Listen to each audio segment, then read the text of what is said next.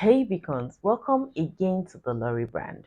The way we feel and act can have a very powerful impact on our actions and behaviors, especially when it comes to parenting.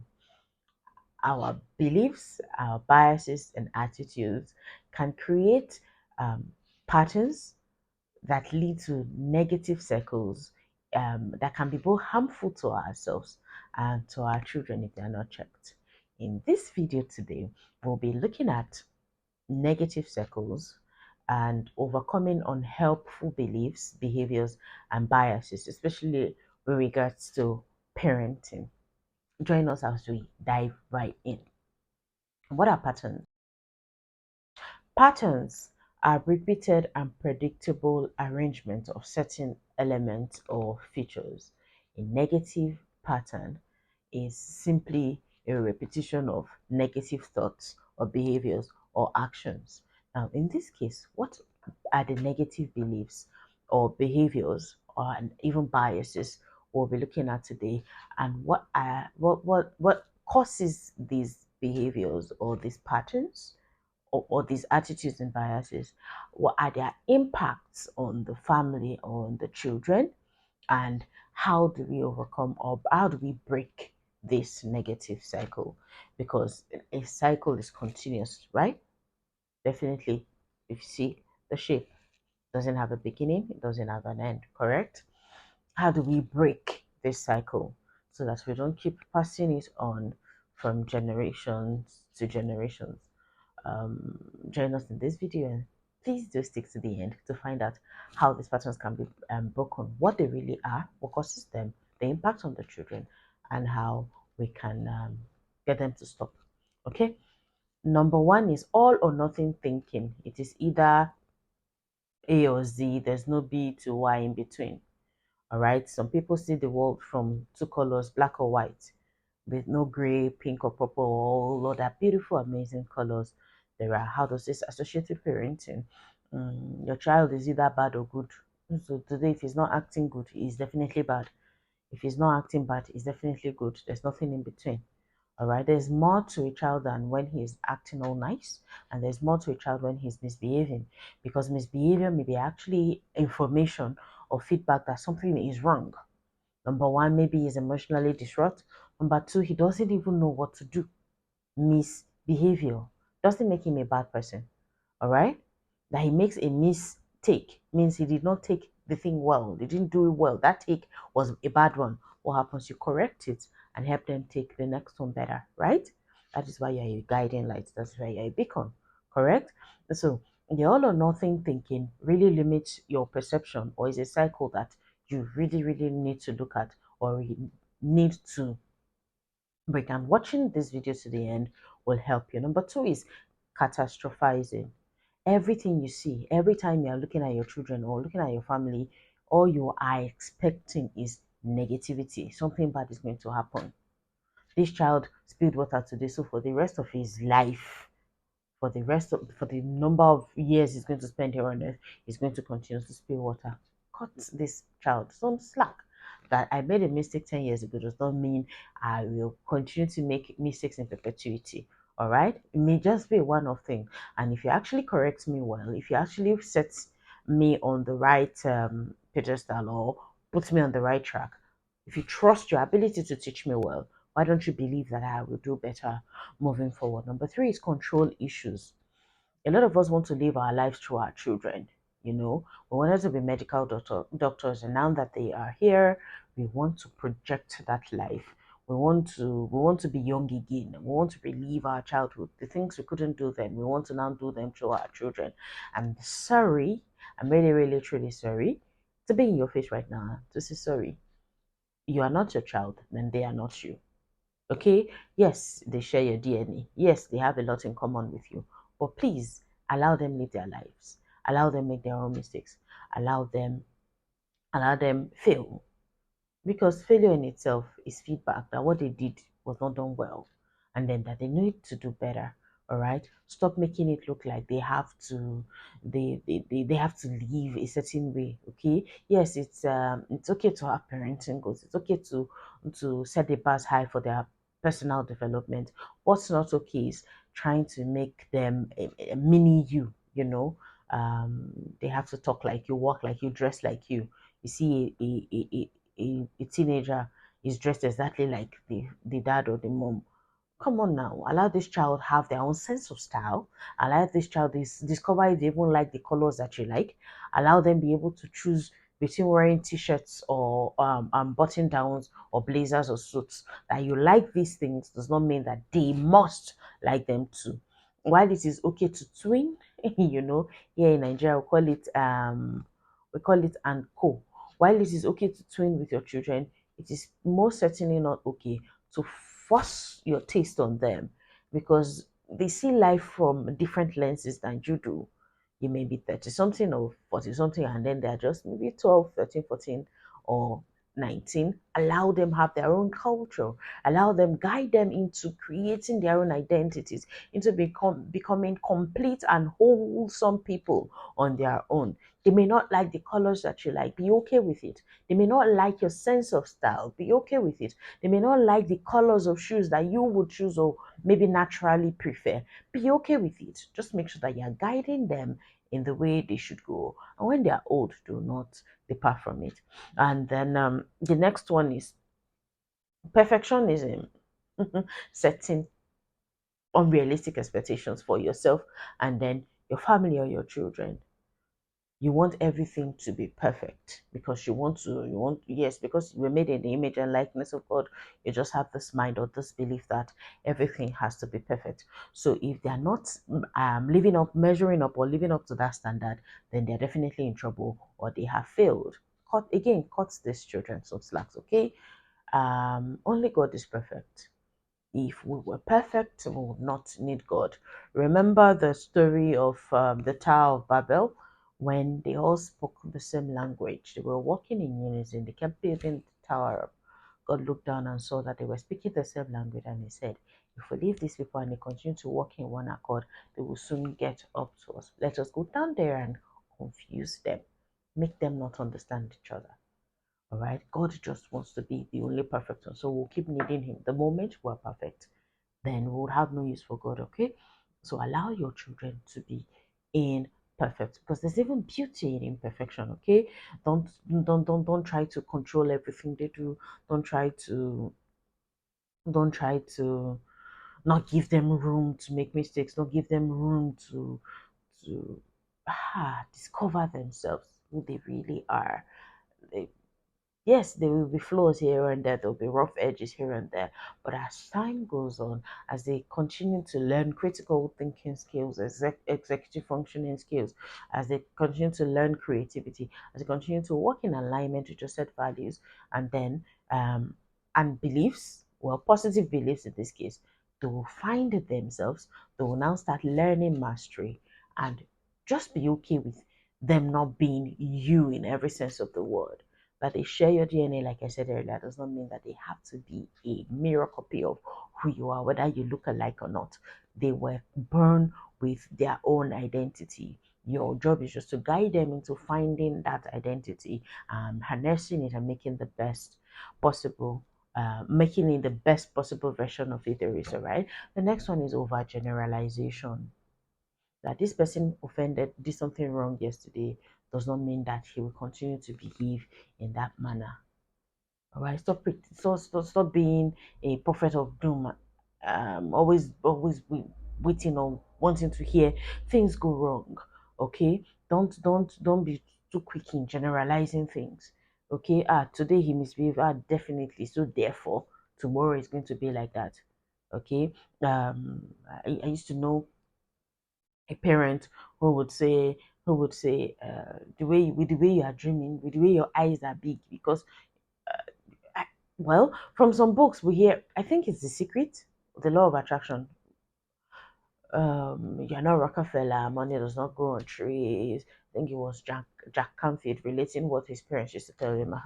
So down here, some parents tell their children the way you are thinking, the way you are dreaming big. If you're not careful, you either end up as a thief or or a slut. So at the end of the day, this is overbearing. This is too much. Just don't be hasty in generalizing things, okay? Give them breathing space, give them room to discover themselves. Stand by them even when they make mistakes. Make it okay to make mistakes. Don't make it a crime because it will limit how much they're willing to dare to do things, how much they're willing to put their tenacity to test, their resilience to test. The next one is blaming. You're always you're always blaming people for your shortcomings. You do something wrong and you yelled. Is it not because you did not do that thing? Hello, excuse you. You yelled because you chose to. You had a choice to either talk kindly or to yell, but you chose to yell. You had a choice to either calm down, walk away, and come back when you're calmer and talk about the situation. But you chose not to. You chose to react instead of responding. You chose to take on that situation or scenario right in the heat of the moment. So stop blaming it on the little children, okay? Take full responsibility for your actions and maybe seek help if they need if need be, okay. Another negative belief or behavior or attitude is negative self-talk. Now a lot of us are fond of being very harsh to people, and we serve ourselves from that same bowl. We are very, very harsh on ourselves. When we make mistakes, oh my God, it's very difficult for us to forgive ourselves. It takes forever for us to come to terms with the fact that we're still human, no matter how godlike we are. That the human in us will still come out to play a lot of times. Again, because of perfectionism, we want to make sure that everything is right. And so when you make a mistake, your negative self talk, I'm useless, I'm not good enough, it is my fault, it is, oh my God, you are as harsh on yourself and unkind with your words to yourself as you are to other people when they err. Charity begins at home, right? In this case, you are home. Begin from yourself, begin with yourself to show more kindness to your own self. Cut yourself some slacks. It is okay to make mistakes. What's not okay is not learning from them, because in that case you would have made the mistake, you would you would still repeat it again because you did not pick any lessons or any cues from the mistake you made. The next one is yelling and spanking. This is a very controversial issue, especially amongst us parents in Nigeria.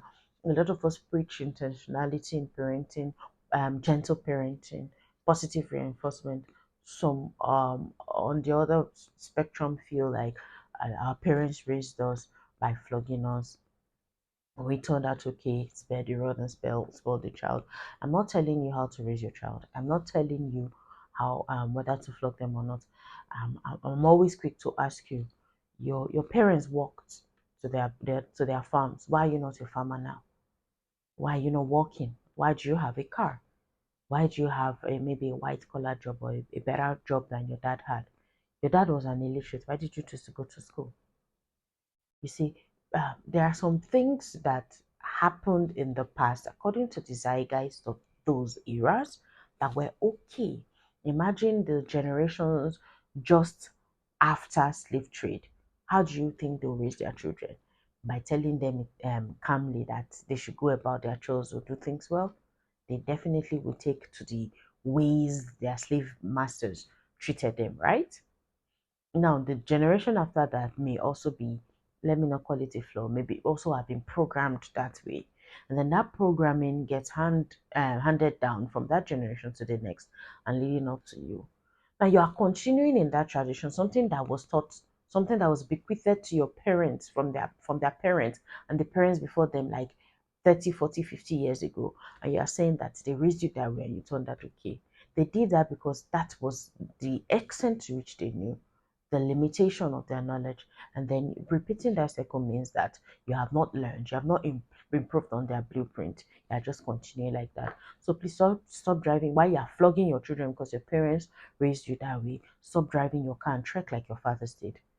And then stop using don't turn on your AC when the room is hot. Please, in fact, park out of your smart home. Aha, because your parents raised you in a in a hot or maybe with a house with thatched roofs. Just leave that comfortable smart home you are in and then start behaving like the fathers before you. Let us just copy them, replicate what they did. since learning and advancing or getting better at whatever they did it's not viable.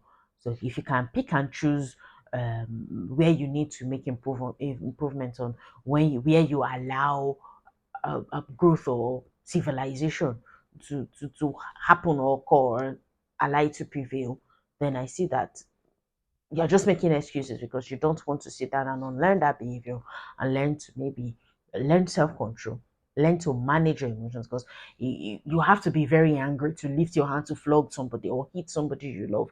And in that moment of anger, you're not thinking straight. You can actually hit them out of rage. And what happens if that whip you're raising up goes to flog the child on the eye and damages their sight? What would you tell yourself then? So let us begin to unlearn these negative behaviors so that we can break that cycle. And come on, is it not easier to tell the child, please go and do this because it is important that you do it, and then you tell them why, you give them reasons to do it, so that, and then give them a chance to make a choice whether to do it in that moment or not. Because just like you, that's sometimes somebody tells you to do something and in that moment you're very busy, you can't do it at the time, not because you are disobedient, because what you're doing is important. While your work is very important to you, their play equally is important. So you can tell them, in 5 minutes can you go do this. It will give them a while to maybe take their tasks to where they can leave it or pause it and then go do what you want them to do and come back.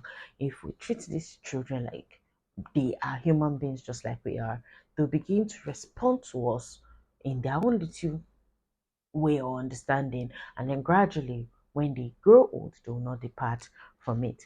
Think about it. Do you want to pass this circle of yelling and spanking to their children too? Because of course they will definitely pass it on. Is that the legacy you want to build? Is that what you want to be remembered for? Number 9 brings us to cognitive biases.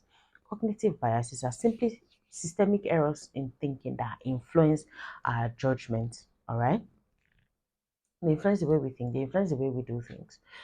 We'll just be looking at, say, 4 and how they affect parenting. Number 1 is confirmation bias. Locally in here, I would always refer to my native country, hello, because I'm here, right? And a lot of us would maybe see things from my lens, or we relate when I do so. And then I don't expect that we all have the same experiences. So as always, pick and choose what's relevant to you, and everybody gets a bite of this meal, right? Thank you very much. That said, if you are finding value thus far, kindly click the subscribe button, like, share, and comment on this video. Okay, don't keep us as your best kept secret. Shine the spotlight rather on us. Help us grow, because to your friends and loved ones, anyone who you know would get value or learn a thing or two from this. Let us take the parenting excellence in parenting gospel further. All right, thank you very much. So let's continue. Cognitive biases, we said confirmation bias. Now a lot of us look at life from a particular focal point, from a particular lens, maybe because of our programming, of how we were raised, the environment in which we grew, the culture, the dynamics, whatever they lack or not, or what there was or wasn't when we were growing up. Well, this leaves us always picking things that align with those set beliefs. Confirmation bias. You tell your child very soon you will start stealing, and then true to it, one day the child says, I told you so. It becomes a self-fulfilling prophecy, because number 1, the law of attraction, you have been saying it, you have put it there in the stratosphere, you have been saying it, you've consciously put it there in the child's subconscious mind. One day you steal, one day you will steal, because the subconscious mind does not filter, does not have a time frame, does not have past or future, present or whatever. What happens? One day the child is still, and what should you say then? Did I not tell you that you steal one day? Excuse you, with the energy you said you will steal, why don't you affirm the child more positively, so that whatever happens will now be positive? Have you noticed All right, let me see. Am I alone? Is it just me? Have you noticed that anytime somebody says, don't forget to bring that in, you always forget? Why? Because the word that stands out for you in that statement is don't forget. Now you forget about every other thing. It's the forget that you remember, and then forget what. But when somebody says, instead of saying don't forget to bring that spoon, say remember to bring the spoon. And then when you're trying to recall, you're like, remember what this person said I should remember to do. Oh, bring the spoon. You see, if we can only just tilt our conversation or vocabulary a bit, we'll be able to accommodate these little ones and give them room to actually be children and little humans that one day grow up to be better than we truly are. The next one is self-serving bias. Everything, the tendency to like, okay, take glory for positive outcomes and then shed responsibility for negative ones. When your child does well, of course, again in Nigeria, okay, there's a thing that when a child does well, is the father's own. The father will be very proud. That's my child. But when he doesn't, when he or she does not do well, that he or she belongs to the mother. So it is self-serving in that instance for the child to be your own when they are positive and definitely not yours when they are not doing okay. Of course, you see how flawed that is, right? Right? Because whether good or bad, you are both parents, to these children. So you should accept glory or responsibility for whatever actions they do. The next one is negativity bias. We were raised differently, very different homes. Not a lot of us were raised by literate parents or those parents raised by literate parents themselves. You see that the generation after or before us were maybe barely literate, or then the one up before that was very stark illiterate. Education shines the light. Education is very, very important. Education takes you places where you may never even travel. And reading too. Okay, now when you are raised in a home where the environment is very toxic, all you hear about is all the things you do not do well, all the things that are always are wrong with you. Nobody sees the good in you. Anytime you do something right, it's as if nobody watches, nobody knows, nobody is seeing it. The very moment you make a mistake, it's as if there's a camera that's watching, and then there'll be a replay of that moment every day. Like it has you've heard it so much that you can actually predict the next word that will come. Like it is very, very depressing. It is very depressing. Children are scared to make mistakes. They don't want to disappoint you. They don't want to always hear that gospel of the last mistake they made sung to them to their next birthday or even 5 years after that. The self-talk is very, very toxic. So each time they hear your voice in their minds, it is of you scolding them. You are not good enough. You can never make it. You can never make it. It's like that in Nigeria. Don't mind me. Sorry for the distraction. And then it's it's just there. It's always occurring. So it is traumatizing. Aha. So it takes a lot for them to even heal, for them to first even realize that they have childhood trauma when they come of age. And then the process of healing is something you want to save them from, because it really limits the way they perform or see life. We'll soon look at the impact of these biases and behaviors and attitudes on them, so that if you are currently guilty of any of these or unconsciously acting out, maybe you should go get help or learn. But let's go on, right? The next one is stereotyping. Um, I can now very right now think about boys acting a certain way because they are boys in quotes. Boys are not supposed to show the emotions. You are a weak person. You are a weak person if you cry. And when a man is hurt, maybe a man is bereaved or something, they'll say be a man. Or when a conversation gets very heated and then a man is responding, or he gets out of control, they'll say, why you they behave like woman here in Nigeria? Why you they behave like woman? Haba, give this man a breather here. He's a man. He allow him be able to express how he feels. You see, a lot of men bottle their emotions in, and that's why the suicide rate most times is higher in men than in women, because women are very expressive. They say it as it is. A man will be very scared but cannot say it because he has to be a man. A man will be very afraid or anxious but cannot say it because he has to be a man. Because the moment he sees at all how he really feels, he will be considered a failure or not man enough, or that he has been emasculated.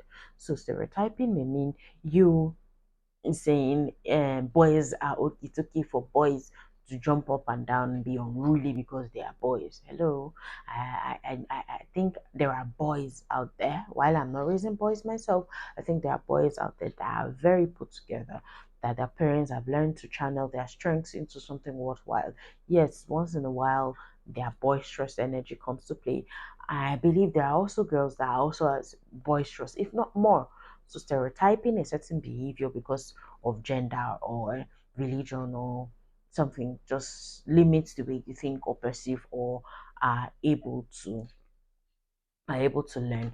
Okay, now how do you, okay, to bring this in context, I'll tell you, have you heard about the story of the elephant and the blind man? The elephant, the blind men feel different parts of the elephant's body, some the trunk, some the tail, and some the ears. And then one blind man says he feels like he was holding a snake. The other one says it's like a fan. And the perception is different because they are all blind. They are seeing things from different perspectives. If only they could see. Education in this light, learning in this light, reading in this light can be that sight for you. Open your eyes so that you can see what are the causes of these negative biases, beliefs, or behaviors. Number one is hereditary. Sometimes we inherit these traits from our parents. It's just okay, maybe because of our temperaments, the shortcomings that come with this temperament, maybe lack of self-control, impulsive behavior. But then that you were born that way does not mean that you should remain that way or die that way. Come on. There are a lot of information out there that can help you be a better person, that can help you harness your strengths. You can take personality tests to find out who you really are. You can start to, on your journey of self-discovery, learn to master yourself and then be a better person than maybe your parents that were not privy to this information you now have. Number two is programming. Um, as a man thinks, so he is. As a man continues to think, so he continues to become. The power of the mind. We've been programmed in such a way that we are very negatively minded. We are quick to see the bad in people because that's what we are looking out for. The environment in which we were raised, it was always negativity, negative energy, negative self-talk, negative everything. So we're carrying this energy back.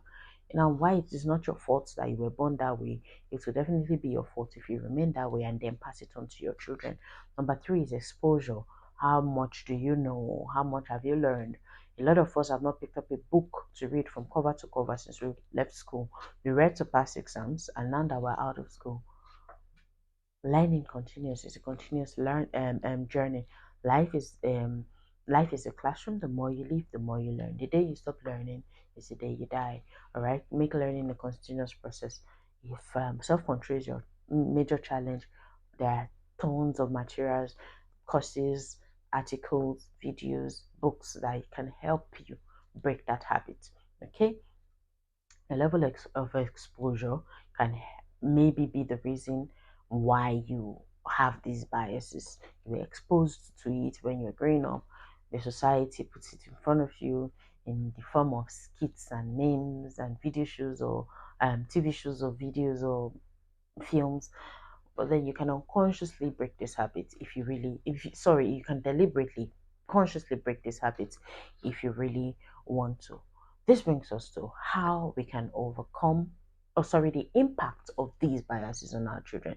Because if we do not know how it affects our children, we'll not be able to, will not maybe be motivated enough to break them, right? Number one is poor emotions regulation and their mental health.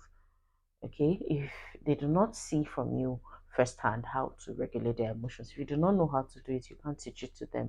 If they do not learn it, they won't be able to do it, and then it affects their mental health. We all know that anger, it burns you, it engulfs you and it takes over you, zaps you for your energy. Imagine a little child angry and doesn't know how to calm down, self-regulate, and then maybe do better. because you have not taught it to them, because you do not have the skills yourself. Okay, behavioral issues. Sometimes the children act like they are children. We sometimes as parents, we demand adult behavior from children, little children. We want them to behave like us. All right, we want them to know. Don't you know you are supposed to read your book? Don't you know you are supposed to do this? Come on, did you teach it to them? You that is talking, if I put you in a car now without driving lessons and tell you, don't you know you're supposed to know how to drive? What would you say to me? Don't you know you're supposed to grade? Did you teach them how to grade? Did you teach them when to grade? Did you teach them what to, okay, if somebody's coming towards me, do I just say good morning? Did you teach them to make eye contact? Did you teach them to put their shoulders up and look squarely at them and say good morning? All these things you have to teach them. So whatever you're not, don't complain for, complain over what you're not teaching, because garbage in, garbage out. Give what you get. Okay. The next one is relationship issues. Your relationship with your children will definitely be dented if you are constantly yelling at them or spanking them or expecting the worst of them or talking to them negatively. Okay. Now, while it's very easy to forgive people, I think why a lot of people are slow to forgive is because they are scared. They know you are sorry, but they are afraid it will happen again. Now, from the moment you are sorry to the moving forward, what are you going to do differently? Because if you do not maybe unlearn whatever made you commit that crime or act or whatever bias or belief that made you act the way you did, chances are that it will repeat itself again. So that's why they are slow to forgive you. They are afraid that it will happen again and it's making them withdrawn or very, very skeptical. So if you are sorry, what new information will you now take to ensure that that doesn't happen again? Are you taking a course? Are you reading articles? Are you watching videos that will help you to handle your emotions better or behave yourself, comport yourself better, so that that will not happen again? I learned that there was, okay, I learned from a quote: if you hurt me once, if you offend me once, shame on you, but if twice, if you fool me once, shame on me, you rather, but if twice, shame on me. A lot of people will not give you a second chance to hurt them again and then say sorry. Of course, when your child is not emotionally okay to affect their academic performance, in our video, check the playlist down.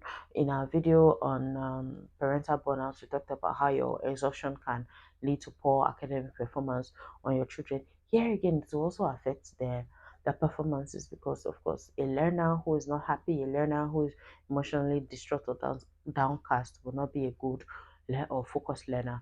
Another thing is insecurity and then their self-esteem. If you keep berating somebody, they will never believe in themselves. If all you keep talking about is the things they do wrong, they will never believe that they are capable of doing anything right. They will always see themselves as incomplete, as broken, as useless, and as worthless. Sometimes they'll even start questioning, like, who am I really? Why was I born? What am I doing here? If you knew you'd not accept me, why did you, like, are you even my parents? Some people go as far as to asking those questions because you have made them feel that way. They become very insecure, their self-esteem tanks, and it's not a good look at all. The final impact is health issues. Of course, psychologically they'll be distraught.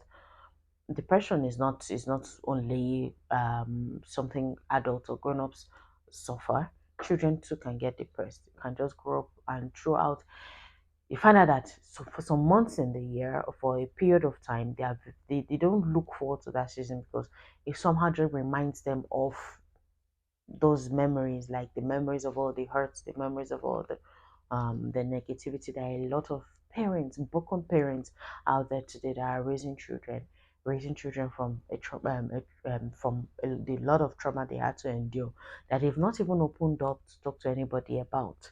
You see, in most cultures, everybody just says, "Go to school, okay, go to school, graduate, get a job, start raising a family." They don't understand that there is a lot of learning that has to happen before you even start assuming the responsibility for another person. If you are traumatized, you will definitely raise a traumatized child. If you are insecure, you definitely raise an insecure child. Give, it is definitely to the more from the much you have that you can give. Okay, but The good thing is that you don't have to stay this way. New information will help you. Your commitment to learning and unlearning whatever traits there are would also help you. And accepting the fact that you need help in the first place and going to get help will help you. Not sitting and relaxing or dwelling on your excuses and hiding under the auspices that you're a grown up and constantly losing your cool or yelling at the children. It's not going to help you. How do we break this cycle? Number one, practice self reflection. Really think, why did I act this way? When was the first time I acted this way? Now, if you know a bit about neuro linguistic programming, you see that this question come up like, okay, what happened? When did it first happen? How did you feel then? How did it make you feel? Sometimes when you are hurt, when something happens, it is not the way you feel in the moment that comes up. It is how you felt the very first time that thing happened to you. So you are triggered, you go back to that past. You think now that you're grown up, you're no longer a child, all the experiences you had are gone. Oh no, they are still there, buried deep down as files in your brain or in your subconscious mind. All you need is one smell. Find out that some people say they don't like people. Okay, I don't like this man. Why? You may not be able to tell. Probably it's because of the way he smells. His perfume or the smell from his hair reminds you, takes you back to an experience you did not like. The way he looks takes you back to an experience. So, why you are not able to at first place a finger on why you don't like this person, from self-reflection, you may be able to go back to when you first felt that emotion, and then find out how you can help yourself in that regard. Like I said, a lot of information every day, like new information every day, to help you counter or learn whatever you want to learn if you truly are committed to learning and you're not making any excuses. Number two is challenge negative talks. Okay, are these talks assumptions or are they facts? What is true and what is not? Examine the truth and its bearer. This person that is talking to you, to what extent is what he's saying in congruence with what you believe? To what extent, to what degree is the truth he's saying? Now, somebody can, if somebody tells you a lie, you will know from like first um at the first glance that it's a lie. Some people tell you half truths, something that is not a lie per se, something that, but exactly, that is exactly not the truth. So you have to be discerning, you have to be think, thinking enough, excuse me. You have to be thinking or thoughtful enough to pause and think, why is this person saying this? What is the need for him? Is it actually out of great concern for me, or is there an ulterior motive? You really, really, really, really need to challenge that negative self-talk. Okay, somebody may be calling you names because that's how they see themselves. All right, don't allow people make you feel small, because it all boils back down to how you see yourself. Do you see yourself as a coward? If not, don't allow anybody project their cowardice on you, because of course you give, like charity begins at home, right? They're giving you how they feel. They're giving you a share of how they currently feel. They're giving you from their reservoir, right? So before you accept to be a trash can and allow people dump their insecurities on you, think about it. What is in it for them? Examine the truth and its bearer. Okay, if this person has a track record of saying negative things to people, chances are that that's who he is. So you not allow it affect you. All right. The next one is another very important one. Take breaks and practice self care. It is very, very important. Sometimes you may not be seeing clearly because you are tired. Let's just tell ourselves the truth. Sometimes you may be yelling or spanking or impatient because you are very tired. Take breaks, okay? Take care of yourself, all right? While you're learning, while you're unlearning, while you're relearning, take care of yourself. Like we said in our video on parental burnout, I think you should really watch it. You will learn a lot from that. Self-care will help you. Self-care will help you a great deal. It takes a lot of courage to ask for help, because chances are that the person will say no or turn you down. But you being brave enough to ask for help shows that you really, really, really are courageous. Okay, seek for support. Okay, if you know you are going through any childhood trauma, Is it overprotection from your parents that made you feel like you need them all your life? Is it under protection from them that makes you feel insecure? There are a lot of trauma cases, a lot of traumatized parents raising trauma, currently traumatizing their own children. Now, they sometimes it's not because you want to yell, like it's maybe the particular behavior or bias or attitude is wrong, but you just find yourself doing it. It therefore means that you have to consciously and put in the work to unlearn these things, okay? It doesn't look good on you if you have to be screaming on top of your voice just to get your children to obey when they would ordinarily do the same thing with little or no energy at all. If you have taught them and if you are patient and self-controlled your own self. Now, like folklores and traditions are passed from generation to generation. Whatever you're teaching, whatever you're doing, whatever your behaviors or actions are, your children are definitely picking from you. Okay? Monkey sees, monkey does. By now, you should know that is one of our mantras here on the Lorry brand.